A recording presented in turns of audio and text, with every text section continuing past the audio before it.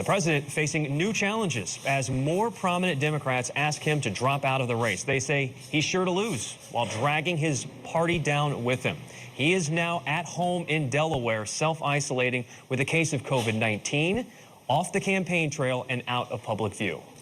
It is ironic that the biggest story in politics right now, arguably, is not the party having its convention, but what's happening on the other side of the aisle. There's the COVID diagnosis, his third, in fact, and it follows an interview in which he told BET's Ed Gordon that he would consider stepping aside if a doctor diagnosed him with a serious medical condition. But the president did not say what ailment, what kind of ailment would be enough to push him out.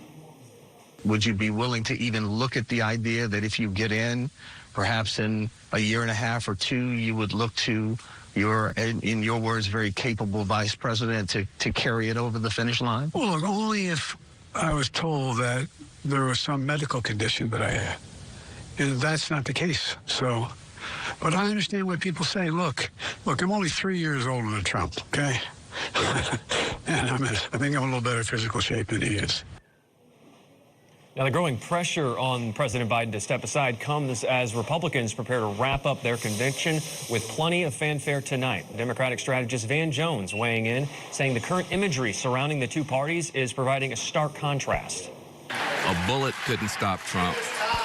A virus just stopped Biden. You've got the nominees of this party getting their butts kissed. Biden's getting his butt kicked by his own party. The Democrats are coming apart. The Republicans are coming together. All right, one man's take there. White House correspondent Serena Marshall joining us now with more on really a mountain of pressure now surrounding the president as he battles COVID and kind of battles his own party at the same time. Good morning, Serena. Yeah, two battles definitely on the mind of President Biden right now. He was on the campaign trail for only about a day and a half before it was announced that he has COVID. His symptoms are mild, and he's now back in Delaware, isolating, according to the White House. But that announcement came as he was preparing to give the keynote address at the national conference for the largest civil rights organization focused on Latinos.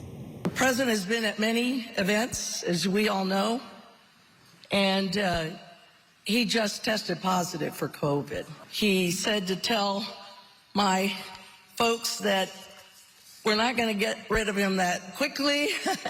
We're going to have a chance to hear from him in the future directly. The White House and his doctors did put out a statement emphasizing Biden is vaccinated, he's boosted, and he has received his first dose of Paxlovid. As he was departing Las Vegas from that event that he was unable to attend, sans mask, we should point out, he was asked how he was feeling. How are you feeling? Mr. President, how do you feel? How do you feel?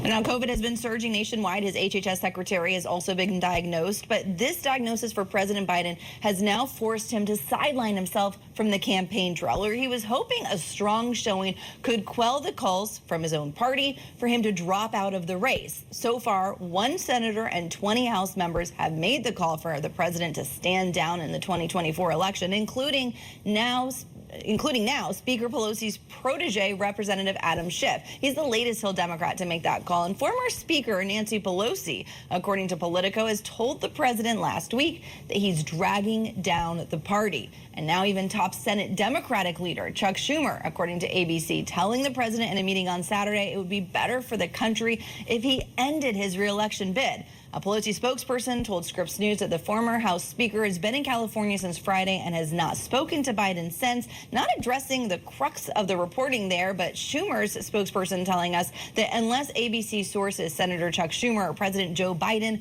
the reporting is idle speculation. Leader Schumer conveyed the views of his caucus directly to President Biden on Saturday. Now, the most recent polling from Emerson College out from earlier this week shows in a head-to-head matchup between Trump and Biden, Trump wins in these 7 key swing states by more than 5 points. But if a younger candidate was on the ballot, they found that candidate could beat Trump in those same 7 swing states by about 7 points.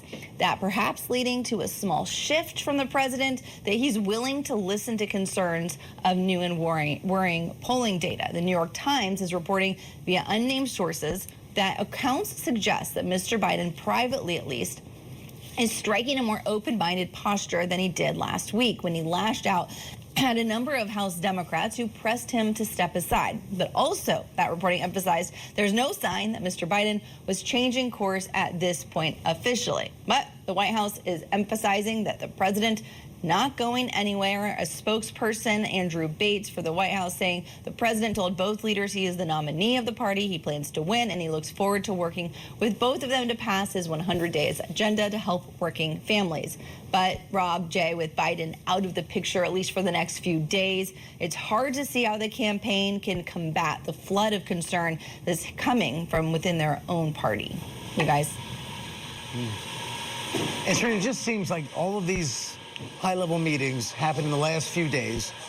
Biden just kind of maintained the same posture, like, no, I'm staying in, I'm going to win. And then the reporting came out about them wanting to speed up the nomination process earlier than the convention in Chicago. And then, boom, all these news leaks came out about party leaders.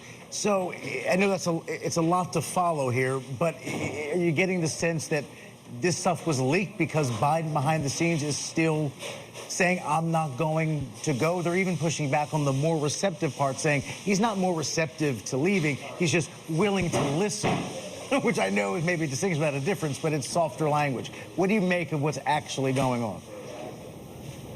Well, we know that Pelosi previously had been reported that she said wait until after NATO. We are now after NATO, but at the end of NATO, Monday, over the weekend, the shooting, the attempted assassination attempt of former President Trump. So everything kind of quieted down, and we thought, and I think the campaign thought they were probably through this momentum that was building. But now that momentum is coming again because of some of those polls in swing states. But I think it's important for us to point out that even though, this poll from Emerson showing a younger Democrat could win by 7.4 points, that a lot of the polling still does show President Biden and former President Trump neck and neck, essentially, that they kind of a toss-up between them, different polls, different days, and we are still a long way away from the election. And I think that is what Biden is looking at, that he is still neck and neck with Trump, even after the debate performance, and that he can rebound from that. But being sidelined with COVID while the RNC is going on is not going to be helpful to this effort to try and show that he has the energy, has the momentum that he can keep building on ahead of the Democratic convention.